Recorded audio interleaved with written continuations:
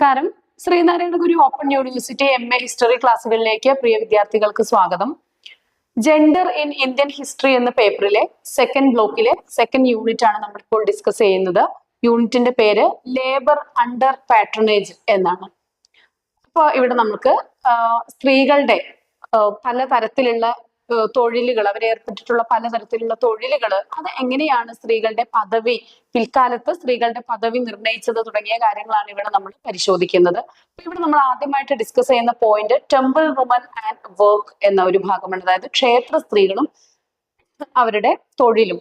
അപ്പൊ ഇവിടെ ഇന്ത്യൻ ചരിത്രം പരിശോധിക്കുമ്പോൾ അവിടെ ടെമ്പിൾ വുമന് മതപരമായിട്ടും സാമൂഹികമായിട്ടും സാംസ്കാരികമായിട്ടൊക്കെയുള്ള പല മേഖലകളിൽ പങ്കുവഹിച്ച സ്ത്രീകളാണ് ടെമ്പിൾ വുമൺ എന്ന് പറയുന്നത്.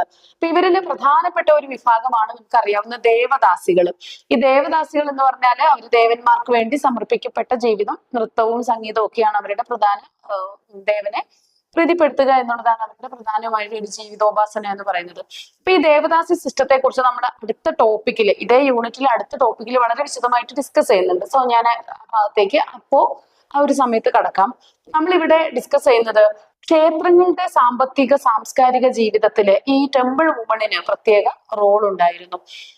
ക്ഷേത്ര ദേവതയ്ക്ക് വേണ്ടിയിട്ട് സമർപ്പിക്കപ്പെട്ട സ്ത്രീകളെയാണ് നമ്മൾ ഈ ടെമ്പിൾ വുമൺ എന്ന് പറയുന്നത്. ഇവര് വിവാഹം കഴിക്കാതെ ആ ക്ഷേത്രത്തിലെ ദേവനെ അല്ലെങ്കിൽ ദേവിയെ പൂജിച്ച് ഉപാസിച്ച് അവരുടെ ജീവിതം കഴിക്കുകയാണ് ചെയ്യുന്നത്.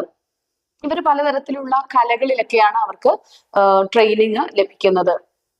ഇനി ഇവർക്ക് ഭൂമിയും അതുപോലെ തന്നെ ക്ഷേത്രത്തിന്റെ ഭാഗത്ത് നിന്ന് പലതരത്തിലുള്ള സഹായങ്ങളൊക്കെ ഇവർക്ക് ലഭിച്ചിട്ടുണ്ടായിരുന്നു. ക്ഷേത്രത്തിൽ ഇവരുടെ പ്രധാനപ്പെട്ട ജോലികൾ എന്ന് പറയുന്നത് മതപരമായിട്ടുള്ള സേവനങ്ങൾ തന്നെയായിരുന്നു.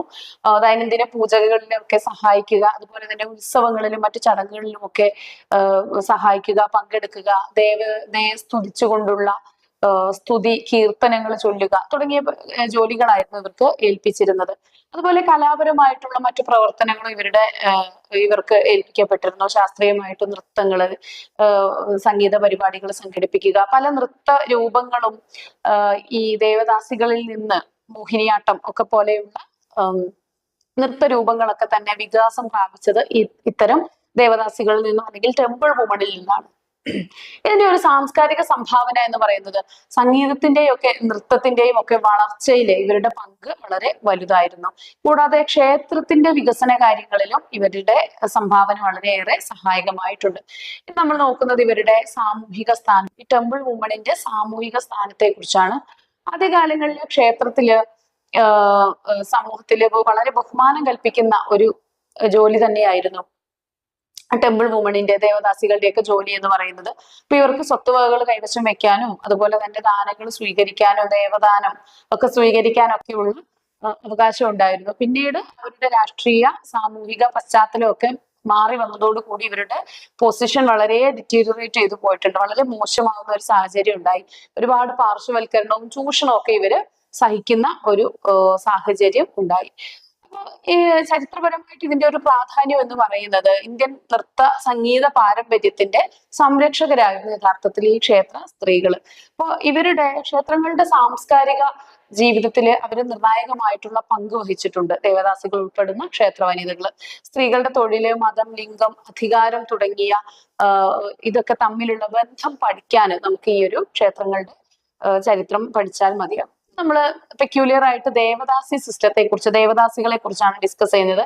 അപ്പൊ ദേവദാസി എന്ന് പറഞ്ഞാല് ദേവന്റെ ദാസി, അതായത് ക്ഷേത്രത്തിലെ ദേവന് സമർപ്പിക്കപ്പെട്ട ഒരു സ്ത്രീ എന്നതാണ് ഇതിന്റെ അർത്ഥം. ഇപ്പൊ ദേവന്റെ ദാസി അല്ലെങ്കിൽ ദൈവത്തിന്റെ സേവിക എന്ന അർത്ഥത്തിലാണ്. അപ്പൊ ഇന്ത്യയിലെ പല ഭാഗങ്ങളിലും, പ്രത്യേകിച്ച് സൗത്ത് ഇന്ത്യയില്, ദക്ഷിണേന്ത്യയിലെ ക്ഷേത്രങ്ങളിലെ ദേവദാസി സിസ്റ്റം വളരെ പ്രബലമായിട്ട് നിലനിന്നിരുന്നു.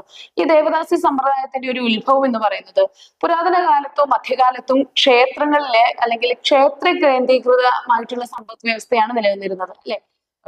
ഭൂമി, അതുപോലെ സാമ്പത്തിക ഘടകങ്ങളെല്ലാം തന്നെ ക്ഷേത്രത്തിന്റെ അണ്ടറിലായിരുന്നു. ക്ഷേത്രം എന്ന് പറയുന്നത് ഒരു ആരാധനാലയം അല്ലെങ്കിൽ ഒരു ആരാധനാ കേന്ദ്രം മാത്രമായിരുന്നില്ല, മറിച്ച് ക്ഷേത്രങ്ങള് എല്ലാതരം സാമ്പത്തിക, സാമൂഹിക, രാഷ്ട്രീയ പ്രവർത്തനങ്ങളുടെയും കേന്ദ്രം കൂടിയായിരുന്നു. അപ്പൊ ക്ഷേത്രത്തിലെ ആരാധനയും കലാപരമായിട്ടുള്ള ചടങ്ങുകളും ഒക്കെ നിർവഹിക്കുന്നതിനായിട്ട് പെൺകുട്ടികളെ നമ്മൾ നേർച്ചയാക്കിയിട്ട് രക്ഷിതാക്കള് ഒരു പ്രത്യേക സാഹചര്യങ്ങളിൽ നേർച്ചയാക്കിയിട്ട് ദേവന് കൊടുക്കുന്നു. ചില മഹാമാരികളൊക്കെ വരുന്ന സമയത്ത് ഇന്ന പെൺകുട്ടിയെ ദേവന് സമർപ്പിക്കാം അപ്പോ ദേവൻ ഈ ഒരു മഹാമാരി മാറ്റിത്തരും എന്നൊരു വിശ്വാസം. അതുപോലെ തന്നെ ചില കുടുംബങ്ങളുടെ ഒരു പ്രസ്റ്റീജിന്റെ വിഷയമായിരുന്നു ആ കുടുംബത്തിൽ നിന്നൊരു പെൺകുട്ടിയെ ദേവദാസിയാക്കിയിട്ട് ദൈവത്തിന് സമർപ്പിച്ചിട്ടുണ്ട് എന്ന് പറയുന്നത് ഒരു വലിയ ബഹുമതിയായിട്ട് കണക്കാക്കപ്പെട്ടിരുന്നു. അപ്പൊ ഇതിന്റെയൊക്കെ അടിസ്ഥാനത്തിൽ ഈ ദേവദാസി സിസ്റ്റം വളരെ പ്രബലമായി ഈ ഒരു ഘട്ടത്തിൽ വന്നു, പ്രത്യേകിച്ച് സൗത്ത് ഇന്ത്യയിൽ. അപ്പൊ ദേവദാസികളുടെ ചുമതലകൾ ആദ്യഘട്ടത്തിലെ പൂജകളും ക്ഷേത്രങ്ങളിലെ ഉത്സവങ്ങളിൽ പങ്കെടുക്കുക, അതുപോലെ മാല കെട്ടുക, ദേവന് സമർപ്പിക്കുന്നതിനുള്ള മാല കെട്ടുക, വളരെ പരിശുദ്ധമായിട്ടുള്ള ഒരു ജീവിതം നയിക്കുക എന്നുള്ളതാണ് ആദ്യഘട്ടത്തില്. നൃത്ത പ്രകടനങ്ങള്, ക്ഷേത്രത്തിന്റെ സാംസ്കാരിക പ്രവർത്തനങ്ങളിൽ പങ്കാളിയാവുക, ഇതൊക്കെയായിരുന്നു ആദ്യഘട്ടത്തില്. എന്നാൽ പിന്നീട് ക്ഷേത്രത്തിലെ പ്രധാനപ്പെട്ട വ്യക്തി എന്ന് പറയുന്നത് ക്ഷേത്രത്തിലെ പൂജാരിയും ശാന്തിയൊക്കെ ആയിട്ടുള്ള ആളുകളായിരിക്കും.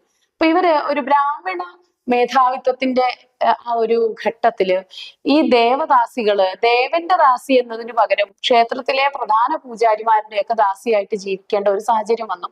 അങ്ങനെ അവര് ലൈംഗിക വൃത്തി ഇവരുടെ പൂജാരിമാരുടെ ഒക്കെ ലൈംഗിക സംതൃപ്തിക്കുള്ള ഒരു ഉപകരണങ്ങൾ മാത്രമായിട്ട് ഇവരുടെ ജീവിതം തരം താഴ്ന്നു പോകുന്ന ഒരു സാഹചര്യം ഉണ്ടായി.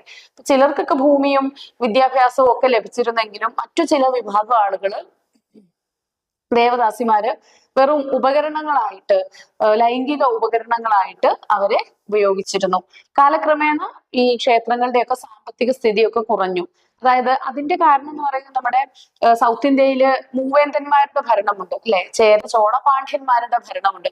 അപ്പൊ ഇവരുടെ ഭരണത്തില് ഈ പല്ലവന്മാരുടെ ആക്രമണം, പാലന്മാരുടെ ആക്രമണം ഒക്കെ ഉണ്ടായ, ചോളന്മാരുടെ ഒക്കെ ആക്രമണം ഉണ്ടായ സമയത്ത് ഈ ക്ഷേത്രങ്ങള് പിടിച്ചടക്കുകയും ക്ഷേത്രങ്ങളിലെ സമ്പത്ത് കൊള്ളയടിക്കപ്പെടുകയും ഒക്കെ ചെയ്തു. അപ്പൊ ഇങ്ങനെയുള്ള ഘട്ടങ്ങളിലൊക്കെ ക്ഷേത്രങ്ങളുടെ സാമ്പത്തിക ക്ഷയത്തിന്റെ ഭാഗമായിട്ട് അവിടെ ഉണ്ടായിരുന്ന ദേവദാസികള് ഒരു ലൈംഗിക വൃത്തിക്ക്, ഒരു പ്രോസ്റ്റിറ്റ്യൂഷനിലേക്ക് മാറുന്ന ഒരു ഘട്ടം വരെ വന്നു. അപ്പൊ അതോടുകൂടിയിട്ട് ഇത്തരം സ്ത്രീകൾ വളരെയേറെ ചൂഷണം ചെയ്യപ്പെടുകയും അവര് ദേവദാസികളുടെ സാമൂഹിക സ്ഥിതി എന്ന് പറയുന്നത് വളരെയേറെ കഷ്ടത്തിലാവുകയും ചെയ്യുന്നത് ഈ ഒരു ഘട്ടത്തിലാണ്. അപ്പൊ 19-20 നൂറ്റാണ്ടുകളിലെ സാമൂഹ്യ പരിഷ്കർത്താക്കളെല്ലാം കൂടെ, അതുപോലെ വനിതാ സ്ത്രീകളുടെ ഉന്നമനത്തിന് വേണ്ടി പ്രവർത്തിക്കുന്ന സാമൂഹ്യ പരിഷ്കർത്താക്കളൊക്കെ തന്നെ ഈ ദേവദാസി സമ്പ്രദായത്തെ വളരെയേറെ വിമർശിക്കുകയും നിയമം മൂലവും അതുപോലെ തന്നെ അതിനു വേണ്ടിയിട്ട് പലതരത്തിലുള്ള ലെജിസ്ലേഷൻസ് ഒക്കെ നടത്തുകയൊക്കെ ചെയ്തു. ചരിത്രപരമായിട്ട് ഇന്ത്യൻ ശാസ്ത്രീയ സംഗീതത്തിനും അതുപോലെ നൃത്തത്തിന്റെ ഒക്കെ വളർച്ചയിൽ ദേവദാസികൾക്ക് വലിയ പങ്കുണ്ടായിരുന്നു. ഈ ഒരു ദേവദാസികളുടെ പുനരുദ്ധാരണത്തിന് വേണ്ടിയുള്ള പ്രവർത്തനങ്ങളുടെ ഭാഗമായിട്ട് പൊതുവെ സ്ത്രീകളുടെ ഉന്നമനത്തിന് വേണ്ടിയിട്ടുള്ള ഒരുപാട് നടപടികൾ ഈ ഒരു ഘട്ടത്തിൽ സ്വീകരിക്കപ്പെട്ടു.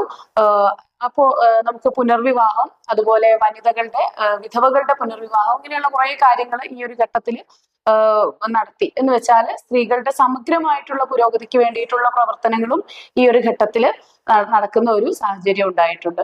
ഇനി സ്ത്രീകളുടെ സാമൂഹിക സ്ഥാനം ഈ ഒരു സമയത്താണ് മെച്ചപ്പെടുന്നത്. വിദ്യാഭ്യാസം നേടിയ സ്ത്രീകള്, അധ്യാപികമാര്, എഴുത്തുകാരികള്, സാമൂഹ്യ പ്രവർത്തകര്, അതുപോലെ വിവിധ നിലകളിൽ പ്രവർത്തിക്കുന്ന സ്ത്രീകളൊക്കെ ഈ മേഖലയിലേക്ക് കടന്നു വരികയും ദേവദാസികളുടെ മാത്രമല്ല പൊതുവെ സ്ത്രീകളുടെ ഉന്നമനത്തിന് വേണ്ടിയിട്ട് പ്രവർത്തിക്കുന്ന ഒരു സാഹചര്യം ഉണ്ടായി. ഇനി കൊളോണിയൽ ഭരണകാലത്തില് ഇത്തരം സ്ത്രീകളുടെ ഉന്നമനത്തിന് വേണ്ടിയിട്ടുള്ള പ്രവർത്തനങ്ങൾ കൂടുതൽ ത്വരിതഗതിയിൽ നടന്നു എന്ന് നമ്മൾ പ്രീവിയസ് യൂണിറ്റുകളിലൊക്കെ ഡിസ്കസ് ചെയ്തിട്ടുണ്ട്. ഇപ്പൊ ഗ്രാമീണ സ്ത്രീകള്, ദളിത് സ്ത്രീകള്, അതുപോലെ ആദിവാസി സ്ത്രീകള്, ഇവരുടെയൊക്കെ ജീവിതത്തില് വലിയ മാറ്റങ്ങൾ ഈ ഒരു കൊളോണിയൽ കാലഘട്ടത്തിൽ വന്നിട്ടുണ്ട്. പൊതുവെ പറഞ്ഞാല് കൊളോണിയൽ കാലഘട്ടം എന്ന് പറയുന്നത് ഒരു മായിട്ടുള്ള സാമൂഹ്യ പരിഷ്കരണ പ്രസ്ഥാനങ്ങളുടെ ഒരു കാലഘട്ടം കൂടിയായിരുന്നു. അതിൻ്റെതായിട്ടുള്ള മാറ്റങ്ങൾ ഈ മേഖലയിൽ, ഈ ജെൻഡറുമായിട്ട് ബന്ധപ്പെട്ട പ്രശ്നങ്ങളിലൊക്കെ കുറെയൊക്കെ, അതായത് അതിന് തൊട്ട് മുൻപത്തെ പൂർണ്ണമായി മാറിയെന്നൊരിക്കലും നമുക്ക് അവകാശപ്പെടാൻ സാധിക്കില്ല. പക്ഷെ എങ്കിലും അതിന് മുൻപത്തെ അവസ്ഥയുമായി തട്ടിച്ചു നോക്കുമ്പോൾ, താരതമ്യം ചെയ്യുമ്പോൾ നമുക്കതിൽ മാറ്റങ്ങൾ ദർശിക്കാനായിട്ട് സാധിക്കും. അപ്പൊ ഇത്രയാണ് നമുക്ക് ഈ ഒരു യൂണിറ്റിൽ ഡിസ്കസ് ചെയ്യാനുള്ളത്.